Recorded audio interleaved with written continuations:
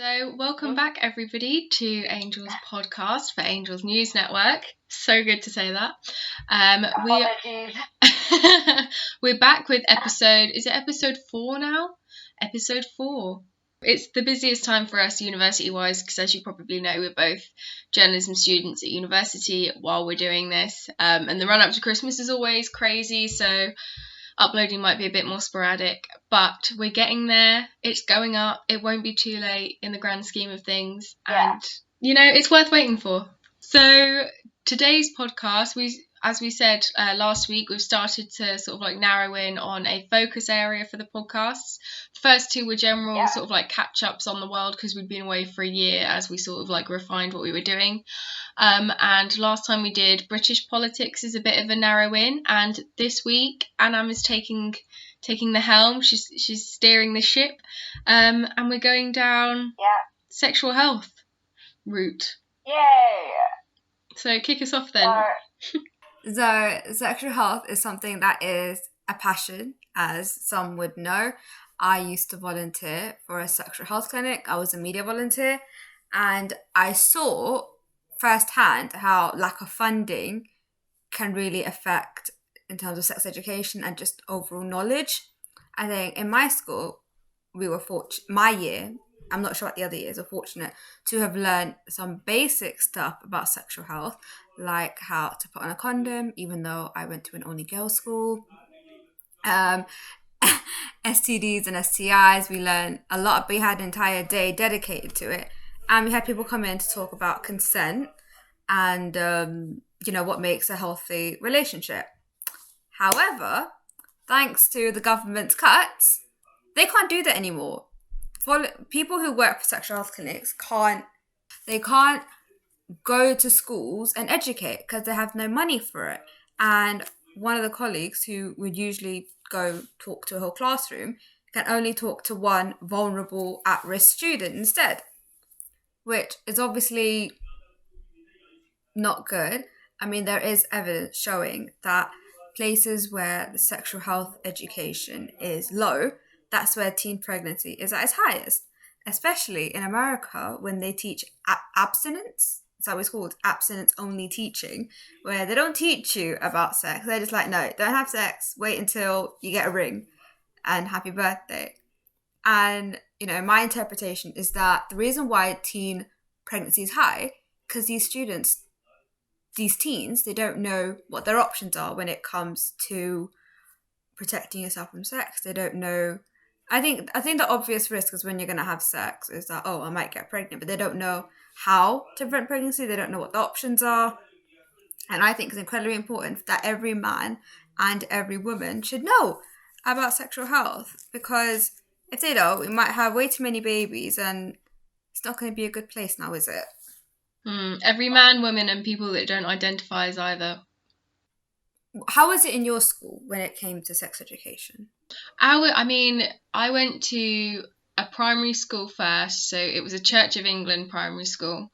But we finished at 11, so we didn't really have anything. We weren't really taught about reproduction, so when everybody started getting their periods, it was a bit like, what the heck's happening? But that was never something we were told about. And then when I went to high school, our biology teacher gave us, I think, one lesson, and we watched that like Lilo video, that is pretty like stereotypically everywhere, and that was basically it. That was what we had for sex education. There wasn't really any talk about STIs or what makes a healthy or unhealthy relationship. There was nothing beyond, sperm plus egg equals baby. You don't want that right now. That was sort of the extent of what we were told. So I did an entire summer being a media volunteer where I updated their social media account, and I was very fortunate that I interviewed a actor and actress who took part in a video about the pressures of having sex, right? And basically, I believe, don't quote me on this because I think it's on a similar way, but I can't exactly remember. But I believe that because due to government cuts, Barts Health had to buy that clinic, and they bought it, so right now they're working under Barts Health, and they couldn't afford to take me on to continue that work, also because it's a whole new system of working. which is a bit annoying because I'd love to have continued my work being a volunteer for sexual health. And yeah, so yeah, it's a bit annoying that I only did that for a summer.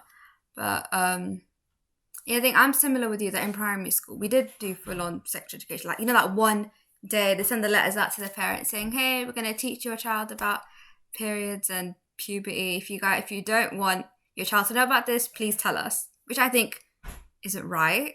Everyone should know about it. Just because it's inappropriate does not mean that your child should not have that education. Because in my opinion, the more restrictions you put on your child, the more sporadic and crazy they will become. And there is proof on that. Yeah, definitely. You've got to treat kids like grown-ups in certain instances. You've got to sort of treat them with the respect. And I think that knowledge is never inappropriate because, I mean, obviously you try to shield your kid from the evils of the world, but, you know, why is sex, why is puberty and considered an evil? You know, why is that something that we should be ashamed of, or we should say, oh, no, no, no, no, no. It's like driving. Your child knows about driving. Doesn't mean they can drive before they're 17, but they know it's a thing, you know? Like, why isn't this treated the same way? Because it's no less a rite of passage. It's no less something, you know, that's perfectly legal to do within certain boundaries, you know? And it's something that you have to learn how to do safely. Yeah. Also, I think because I went to only girls' school, I think it was a lot easier for the teachers to teach us about sex. And inside, yeah, we had the whole biology lesson about sex and like what happens when the sperm meets the egg and all that. But we did have like special devoted PSHE days, and I was telling another colleague about this. Like, oh yeah, we had one day devoted to PSHE. I missed that day because I had a work experience interview thing, and she was like, yeah, and you missed that entire day where you could have learnt stuff. It shouldn't be clumped up into one day. It should be like every week type of thing, like your average PSHE. And I think it's now starting to become more devoted to like politics, I think, because I remember I had an entire term just learning about the Tories and how Parliament works and all that, rather than, I mean, that is important. It's important to learn about politics, but it shouldn't be just politics. It should be everything else included, including stuff like how to pay tax, how to open a bank account, how to use the washing machine. And I remember the years above, they actually had like babies, like plastic babies, to like learn how to change nappies and all that. And we never had that. And I was excited to learn that, but we never had the option. Yeah, I mean, a lot of that stuff is what they were like back in the day. It was like a home ec course, a home ec class, and you get taught that kind of thing. But a lot of it was like it, you know, what is the responsibility of the parent to teach, and what is the responsibility of the schooling system, you know, to teach, because parents do have to impart some knowledge to their children. And I'd say that a lot of kids, or most kids, are taught how to, you know, the basics of cooking, the basics of this is how a washing machine works, this is how you wash a dish, this is how you know, clean a room kind of thing. But then I suppose you get a disparity depending on sort of like the socioeconomic like background of children. You know, the kids that are growing up with parents that are more like financially stable, that have maybe been educated longer themselves, that have a strong culture, that have the time to and the ability to teach their kids this, those kids are at an advantage, where the other kids that maybe don't have that sort of a home life are at a massive disadvantage. So then when it comes to later life, you know, when they've got to do it for themselves, if the school doesn't balance the playing field or level the playing field a bit, then obviously there will always be that sort of like the kids that are from lesser socioeconomic backgrounds, whatever, with sort of like fewer opportunities and less support at home, are always on the back foot. They're always like a step behind their peers, or at least they might feel like it. So yeah, I can see like the for and against like schools kind of stepping up to fill in that gap of knowledge. Yeah, so when it came to that education in your house, obviously I'm Asian and you're white, so we have very different point of views. So how was it learning that kind of stuff in your household? In a white household? I don't think, I mean, obviously I wouldn't know because I've got no comparison, but like I don't think that me being white made much of a difference on it. I think it's more a cultural thing, as in not being white but being white British. In that there was no sort of like competing culture, and like we were quite like an agnostic family, despite the fact that I went to a Church of England primary school. My high school wasn't religiously affiliated. My parents weren't particularly religious. Like, they weren't against it. Like, my mum sang in a choir and she went to a Catholic school growing up, but like they weren't like, there was no religion. And I think especially because like when I sort of hit puberty is when my parents split up. So I went to living in like an all-female household. So talking about like bodily functions became more sort of like normal, and it was less uncomfortable to talk about sex when it was just like my mum and my younger sister in the room than it would have been if like my dad was still in the house. So I think it was always pretty chilled and pretty laid back with us. I mean, I didn't really talk to my mum about anything like that for a while until I think it was like 15, 16, and I'd had a long-term boyfriend at the time, and I'd gone to get the pill. I can't remember what it's called, but it's like Regevidon or whatever. The one that was basically killing all these women because it was like leading to blood clots and stuff. Oh yeah, you were telling me. Yeah, I was on that. Yeah. And I remember I saw all the stuff going around online, and I was like panicking because I was like, oh my god, I'm on this pill. What if it kills me? So I went like, I remember gonna die. Literally. So I remember going downstairs and saying to my mum like, can you check the terms and conditions on this? Like, is it safe? Like, you know, read the box for me. Give me your opinion as the grown up. What am I doing here? Like, is it safe? And she turned to me and she went, Shannon, are you having sex? I was like, oh my god. I was like, well, oh shit. Well, here I am with like, I mean, the pill can be used for more than just contraception, but I was like, well, I'm this far in it now, so I might as well just submit it. Yeah, you can also use the pill to manage period pains, which I didn't know until I googled up how to stop cramps. Wow. I mean, I sort of knew that from like when I had the consultation before they put me on the pill, like with my GP. But yeah, so I mean, I'd had a long-term boyfriend at the time. I think I'd been with him for 2 years at that point, which, you know, was quite long for a little teen. So I don't think my mum was that shocked. But yeah, since then, I mean, I think my sister's been more open with my mum about sort of like her goings on, but we've had a pretty lax household about it. I mean, what's it like in yours? Because obviously you've got 2 sisters as well. There's quite a heavy female presence in your house. Yeah, I think when I started my period, I was 10 years old, so I didn't know anything anyway, and the school didn't teach that. I mean, every time I told people I was 10 years old, people were like, you're that young. So I don't know if the school should have taught us earlier or if I just happened to be early. But obviously it happened and I had no idea what was going on.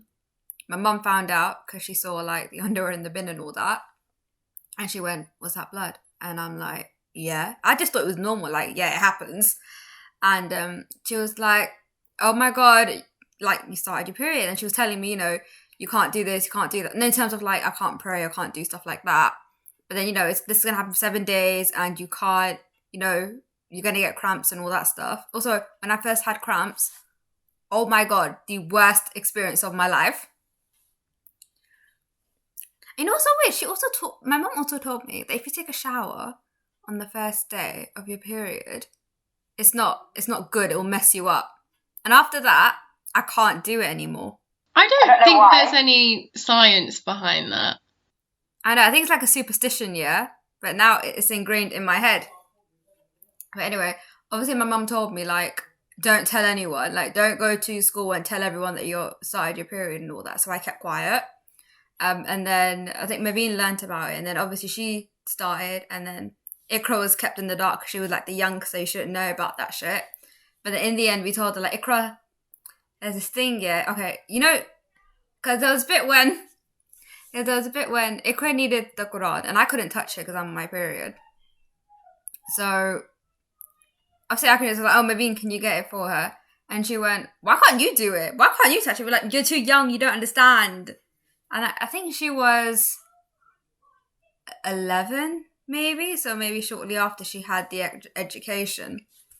But obviously she kept on whining about it, so we sat her down and told her all about it. And obviously now I think about it, we're like, we should have just told you. There shouldn't be like the stigma about periods and keeping it in the dark and not telling people. Like now, and just tell people like, yeah, I'm on my period, like I have cramps, leave me alone, type of thing. But before, I would have been completely like quiet. I would have been like, oh yeah, my stomach hurts, like, yeah. I can't But- imagine you not talking about it. I think all the time, like every know. other day, you're like, I got this, and this is my cramp, and this is Yeah. what I'm doing for this, and I got this craving. I'm like, sis, okay, same. Like, I'm fertile. That explains so much. get an update every step of your cycle. It's like, this is my mood Yeah. today. This is why. How do you? I mean, the fact that you. I mean, what are the implications and the sort of like stigma around, like, particularly around like your religion and periods and stuff? Because you said like you couldn't touch the Quran, and your mum was like, you can't pray when this. How did you feel about that when you sort of like, found out for the first time? Like, when I was a kid, I wasn't that religious, so any opportunity to not pray, not do that, I was like, yeah, cool, bye. But obviously, yeah. But now I am a bit more religious than I was before, and yeah, I mean, even if you go to the toilet, you're not pure. You have to clean yourself before you can touch the Quran and before you can pray. So, even if you vomit, even if you bleed, like, yeah, you have to clean yourself up, like purify yourself in form of wudu. So I'm not like, I don't think it's a sexist thing. It's just something that, like, even when you're pregnant, you can't fast, obviously. And even when you're traveling, like, there's a really nice rule that if you're traveling, like, let's say I've gone to America, my prayers are cut by half, so I'd have to pray all the prayers because I'm traveling. So I just think it's a rule. I don't think it's sexist or anything, because people say that, the Quran it's filled with all these inequalities and all that. But if you actually read it, there are so many places where it say women should be treated equal to men. And like the first ever, like, Prophet Muhammad sallallahu alaihi wasallam's wife, she was like on it. She proposed to him. She had her own business. She was like running she was like running the block here. And she was the first ever woman to convert.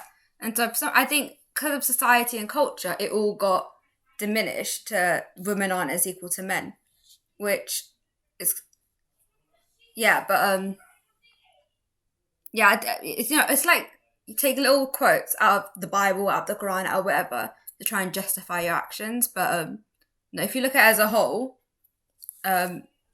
women don't just run the household; they can be just as equal to men. But Yeah. I didn't realise that like it was a thing that like even if you like bled from your finger, you'd have to go and like completely clean or whatever before No, you could I think it's more if it's more than a handful, I believe, of blood. So what if you had like a nosebleed and stuff? How would you measure that? Yeah, I think it's just like a general thing. I remember I'd ask my friend would always nosebleed, right? She'd always have them. And she was fasting as well. So I asked her like, oh, did your fast break? She was like, oh, it wasn't a lot of blood, so I still kept my fast. And what's really annoying is that when you start fasting and then you start your period and it's like, what was the reason? I'm waking up 3 a.m. in the morning and eating. Like one time I woke up, I had my cramps here, but I didn't think of it as period. I was like, oh, I just feel like shit because early in the morning. I ate, went to the toilet, started my period. So like I woke up for no reason. Yeah, it's just something that I just can't do whilst I'm on my period, which I don't, it's a thing. I can't do anything about it. How is it so your family aren't religious? You're not, will you say that you're a Christian?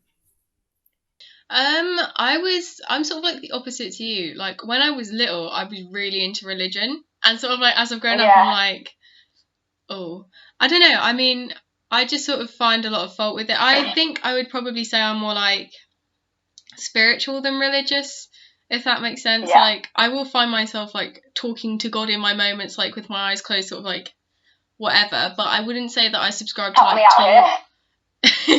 yeah, I wouldn't say I really subscribe to any sort of like taught religion in a way. But then I've not really looked into them. Maybe it's something that as I sort of like get older, I'll have a look around and sort of like see what chimes best with what I feel like is true. But yeah, I'm not particularly anymore. There was a time, but not anymore. No, and I think that's probably because Huh? Your choice.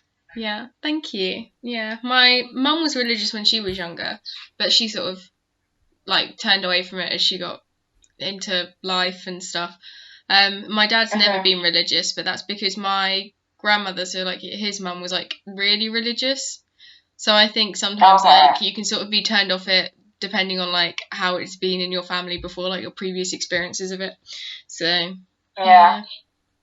It's not really a massive thing. It's funny that it's like my sister and I both went to like Church of England primary schools, and like how many of the like little voices in your head and like your sense of right and wrong is completely based off of like the Bible and these little old ladies that would come in and talk to us, you know. And we had the local vicar that would come in and do an assembly every Wednesday about like a particular teaching or something. And like even our school prayer, I can recite my primary school prayer off by heart even today. Like, it's insane how much of it is just like embedded anyway. So I don't know, it's weird. No, I didn't go to any religious school. It's just like a random school. I know there's one called the Azhar Academy, which is like a proper Muslim school, but excuse me, I don't know how their teachings are when it comes to sex ed. But I hope it's all right. I know, but I think I was definitely fortunate to have learned all this stuff about, like, have you ever, I think I spoke to this before, but have you ever watched that consent video about tea? Tea? Yeah. No. Basically, it's like, exactly, the simplified way of teaching someone consent. So it's like, do you want a cup of, if you offer someone a cup of tea and they say yes, give them the cup of tea, happy birthday. If you offer them a cup of tea and they say no, don't get angry that they don't want a cup of tea. Don't shove it down their throat. Just respect that they don't want a cup of tea. If you offer them a cup of tea, you go make the tea, you come back and they have fainted, don't force them down the cup of tea. Don't get angry that they've got unconscious. Just call 911 and leave it be. Or 999. Yeah. If you... What was it? It's such a funny, simple video, but it's so good. It's like if this person said that they'll have a cup of tea with you in 7 days, but then in those 7 days they don't want a cup of tea anymore, don't get angry that they don't want a cup of tea. Don't force them to have a cup of tea. Leave them be. And it's like so simple. And it's like if a lot of these women and men were taught these, it would make life so much easier. Same with what makes a healthy relationship. Like, how do you know that the partner that you're with isn't toxic and isn't abusive? I missed that day, but we learned about FGM. I'm assuming we learned some great stuff about that, but I missed it. And so we had entire... FGM being female genital mutilation. Yeah. And we had... So in that day, we learned about STI. We had a proper assembly. It was the people from the same clinic that I used to work at. They came and talked about, STI. Because I didn't know about STIs. I didn't know it were a thing. And I learned it. I was like, can that really happen? So when it came to like HIV and AIDS, I was like, seriously? And you know what? And then they gave us this flowchart. Like, this person slept with that person. This person, turns out they got chlamydia. But the person that they had sex with turns out slept with these 2 people, and those 2 people slept with these 5 people, and this person doesn't want unprotected sex with that person. So all of these people have this possibility of having an STD, and it's like, I would not have known this shit if it wasn't for that. If I missed that day, I would never have known about it. Or at least not until you sort of got older and you had friends that were talking from experience, I guess. Yeah. But, same when I worked in Sexuality clinic, like, so when you volunteer with the NHS, you have to go through training, but yeah, you learn about mental health, you learn about how the NHS works. I have all certificates, so I'll show off one day. And then we had a separate training course for Shine. That's where I used to work, Shine Sexual Health Clinic. Well, they changed it now to All East, I believe. And we had an entire day devoted to STDs and your sexuality and all that. And I learned that if you believe, I learned about the morning after pill through there. I learned if you think you might have HIV, you can get your entire system flushed to try and not get it if you found out you had it I think, believe 24 hours you can go to the hospital and like flush it out of your system, which I would never have known about if I hadn't volunteered. So thanks for that. It's probably a useful bit of information for anybody listening. I know, it's like, this is shit that everyone should know. Everyone needs to know about this stuff. Do you not think society would be a lot better if everyone knows about sexual health, but they will know about their options. They know that, you can get free condoms at the clinic. I think everyone knows that, actually. Yeah. It's a shame that you have to really hunt for information that should just be readily available, and that like your situation, the culture that you grew up in, the part of the country or which country you grew up in affects it. All of that, it's stuff that shouldn't really play a part in what knowledge you have about your own body, Same with like your own options as well. Everyone should know what they can and can't have. When it comes to your own political right, when it comes to your own social right, when it comes to any right. Yeah, I just think, same with the female condom. You know that I'm very, very, very passionate about the female condom. It's like, I learned about that on a whim. It's like, I was in my sociology class and we were just talking, I think it was the family module, and she said, oh, there's also the female condom. And I'm like, what? And then it was a thought that was in my head. And then at the clinic, we were having a massive argument about how no one knows about it. And that became a passion. We need people to know about this. And I did write an article about it. It will get published eventually. We'll see when it gets published. But lack of education, lack of awareness, very expensive. Yeah, is it the femidom? Is that what it's called?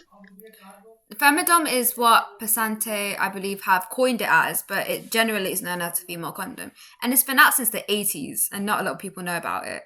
Mm. And when your piece gets published, is it looking like January or February? Hopefully January. And what is it in? Screenshot Media. So keep an eye out, guys. Maybe we should do a broadcast episode, like a follow-up from this podcast. We should do an episode where we let you inform people. This is what you should know about sexual health. Half of it for women, half of it for people with vaginas, and half of it for people with penises, because obviously can't assign genders to sexes. So and do that a bit of a public service broadcast, as we can see that there's so much is lacking. Yeah, I mean, there's so much that I'm still learning about, and so much stuff that I still don't know, so I still need to educate myself. Yeah. And it's like, after secondary, you don't get that education anymore, I think, because in sixth form, all the PSATs were devoted to studying. And then that was in year 12, devoted to studying and study skills. And then in year 13, it was devoted to uni and writing a personal statement and doing a UCAS application.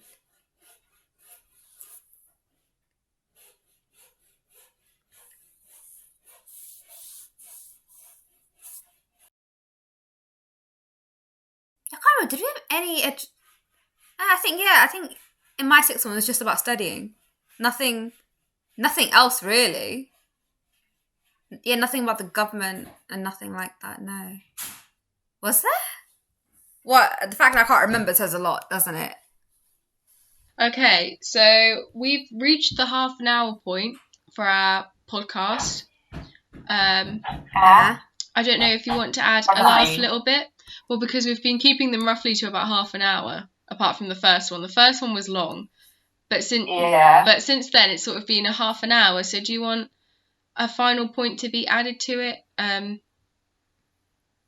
I think the classic one-liner is, sexuality is important. Everyone should know about it. If you're uncomfortable at talking about it, find someone who talk to, maybe not your parent, but talk to someone who is in a trusted position. Talk to your friends. Educate your friends. You've got school counsellors and stuff, haven't you, as well, that can talk to you about it. They have a lot of universities and colleges and stuff, and I think high schools have the school nurse and things like that you can talk to. Yeah, 100%. I know high school, in secondary, they had the leaflets all about sex and romance and relationships. And I have so many of them, actually. I just remembered. I have a lot of leaflets. We are going to do a Hi. public service broadcast. It can just be you like going through leaflets, honestly, and I'll just sit here and be the audience. I'll be the student in the class. Yeah. No, I remember. So I was in Pakistan, and my cousin is older than me, and I think the conversation of sex education just came up, and I told her, "Oh yeah, I learned about this, this, and this." She was like, "I didn't learn any of that," because I think it's because she went to a mixed school, so they didn't teach them that. She didn't know anything that I was talking about, and she's older than me. Yeah, well, there you go. I think it was taught a bit worse in mixed schools. I don't know. Maybe they thought because, you know, we were in close proximity that telling us about it would make it more likely to happen, which is Yeah. kind of dumb, but such is the... Yeah, but I think if you restrict them to it, they will. I think either way, it's gonna have people are gonna experiment. If you teach them, at least they'll know what their options are, what they can and cannot do. Don't know how to do it safely. Yeah, and they might go in blind, which isn't great either. Exactly. So, to round off, we've sort of given our own experiences. Anna has talked very passionately about her stance on sexual health teaching in schools, and we've come to the conclusion that the next podcast will be basically like an extended infomercial. It'll be a public service broadcast by my leaflets. by Anna Marlam reading sexual health leaflets and trying to educate the masses on safe sex practices and just like puberty and sexual health in general. Yeah. Also, if you don't want to listen to a podcast, Cosmopolitan have some amazing resources, information on sexual health. I highly recommend it. There you go. Go to Cosmopolitan. She's turning you off the podcast anyway. So, but yeah, and we'll also see if we can get some specific links to information, and we could tweet them and pop them up on like our Instagram stories, links and things like that. So keep an eye out, and we'll put some more information related to what we talked about in the podcast on our social medias. So it's at Angels News Network on Instagram, and it's at Angels News Net W1. Net W1 on Twitter. Yeah. So we will see. I just forgot. Okay, one more thing I want to talk about. You can put this in somewhere in between, yeah?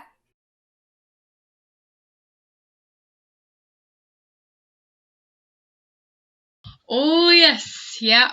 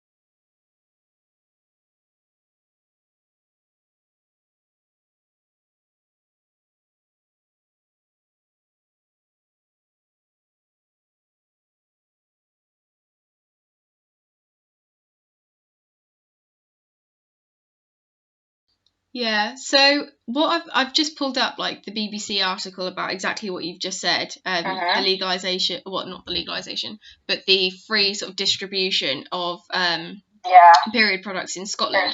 So members of the Scottish Parliament unanimously approved the period products free provision Scotland bill on a while ago now. Well, about a week or 2 weeks or something.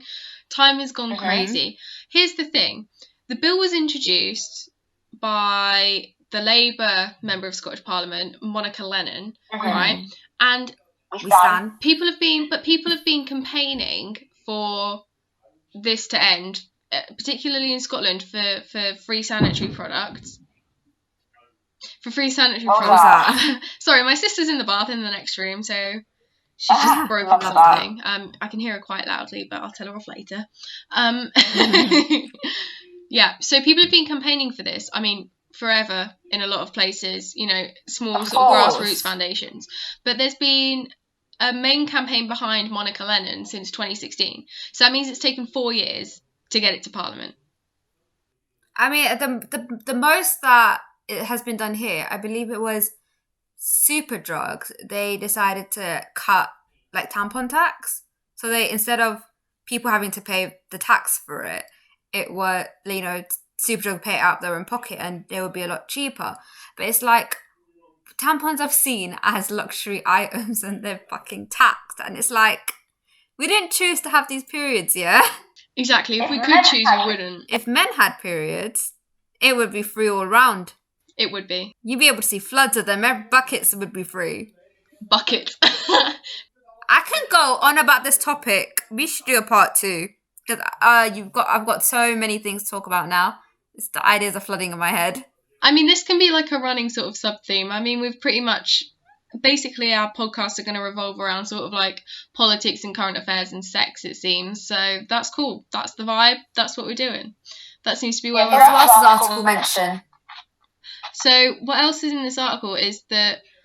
So there was basically this piece of research conducted by Young Scott, who's like a sort of like surveying body. And they found that 71% of 14 to 21-year-olds felt embarrassed buying period products. So it comes back to the stigma that we were talking about earlier when we were giving sort of our own experiences. So 71%, that's a lot. Like, it's this culture that, you know, is seen as taboo, and it's seen as you shouldn't talk about it. But I think we are slowly getting out there. I think the fact that they're free now means that it's more accessible. People are going to be like, oh yeah, I need to get a pad, I'll be right back type of thing. Yeah, it's definitely like a move in the right direction, particularly for those. Again, it's for the people that aren't as fortunate. You know, period products are expensive. I think it's like a period can cost a woman £8 or sorry, a person with a vagina £8 to, you know, deal with like sanitary product wise. £8 a month, which for a lot of people, a lot of families in particular, because obviously 14 to 21, you're probably living at home, you know, or you're at university or just starting out on your own. So money's going to be tight, right? That's a lot. £8 a month is a lot for something that is like you can't control it. You're not choosing it. It's not a budget thing that you can cut. You can't reduce that, you know? So it's definitely important that it's been done. It's sort of, I mean, there's a lot of grassroots schemes and organisations that have been campaigning for a while that haven't really got the credit off the back of this. I can't name any off the top of my head, but I follow a girl on Instagram, and she was basically part of one of the campaigns, and she was saying that like there wasn't really any recognition, they weren't given any credit. It was all sort of going to like, oh, look at how good the SMPs are, they voted it through, bearing in mind that the SMPs have been sort of like basically convinced to do it for the past 4 years, and obviously it would have been something that they would have been talked to about for many years before that. Maybe part of the question should be, well done, it's progressive, well done for finally doing it, but also why wasn't it done sooner? And I know it's hard to sort of like, it's hard to berate the people that have actually done it when so many people are so much further behind, but we do need to remember that even though they've done something good, it should have been done sooner. It shouldn't have taken this long. And also like England, Wales, Northern Ireland, what are you doing? Catch up. Yeah. I believe New Zealand also do it. My mum was saying New Zealand do it as well. But it says become the first country in the world to do it, right? Maybe it's the first in the world to do it for any... Because here's the thing. So the bill, and the BBC have put this in quotation marks, so I think it's exactly from the bill itself, says... Oh, New Zealand are going to do it by 2021. So I think they're still like in the process. Nice. That's good. It's good that more countries are moving to do that. So what the BBC actually puts in quotation marks is that the sanitary pads are available to anyone that needs them. And that's like sort of word for word in the bill, anyone who needs them. So that's perfect wording. Exactly. It's not gender exclusive. So that in itself is quite an achievement, particularly for a piece of legislation. It's quite forward thinking for an already progressive bill. I love that so much. Makes me so happy. Yay! So I mean that's a happy snippet for the podcast, isn't it really? Here's some good news alongside the fact that nobody's teaching you about sexual health. But hey, if you live in Scotland, you can get a free tampon. There we go. Wait, do you know? Okay, one more thing I just thought of right now. Have you heard about the male birth control pill? I've heard about it, as in Bas- debates and stuff, but not really about Yeah. it being done. Is it done? No, basically they started doing clinical trials on it, but the blokes were getting really bad symptoms. And then my colleague, I was looking at all this stuff in the clinic, she said, the bloke was like, oh yeah, they were getting a lot of symptoms. She's like, do women not get symptoms when they take the pill? Did they not go through shit? I mean, Yeah. what were the symptoms?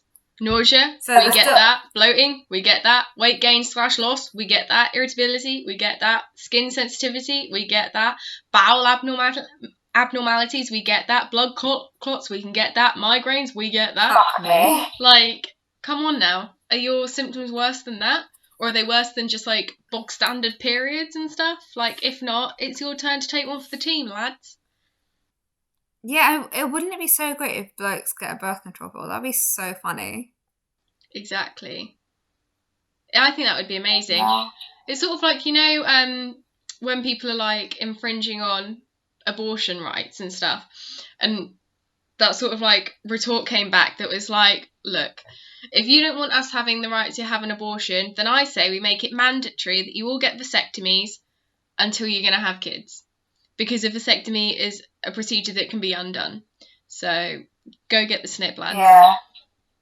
Researchers are optimistic that a safe, effective, and reversible method of male contraception will eventually become a reality, although this is still several years away, according to the NHS website. It's funny that it's taken so long to get it sorted for men, but, like, women's was developed decades ago. Yeah, because women who actually people who have the capability of having a baby, we needed it a lot more, apparently. In 2009, has passed the first round of clinical testing, giving hope for less permanent contraception options for men, potentially leveling the playing field when it comes to pregnancy prevention in the US. Be nice if that happens. That'd be great. I think there are a lot of blokes out there who do sympathise with women, so this would be a great way to say, like, I am with you, type of thing. Yeah, that's allyship. I Get like that. All right then. So thank you everybody for Alright. listening. Thank you everybody for listening to the podcast. Thank you for listening to my rant. Oh, it's what we're here for. I've been Shannon. She's been Annam. Annam. I was like gonna wait for you to say your own name, but then I started saying it and I was like, oh well, I'm too far now. So and we will That's be been Shannon. Yeah, that's been Annam. We'll be doing a part 2 to this podcast, obviously, because Annam's got so much to say and it's an important thing and we feel like that you need education. I should just read every leaflet that I've got.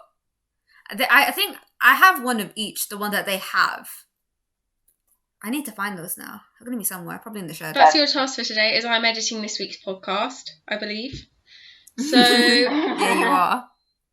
you know, have a nice week and we will see you in the next podcast. Thank you guys for listening.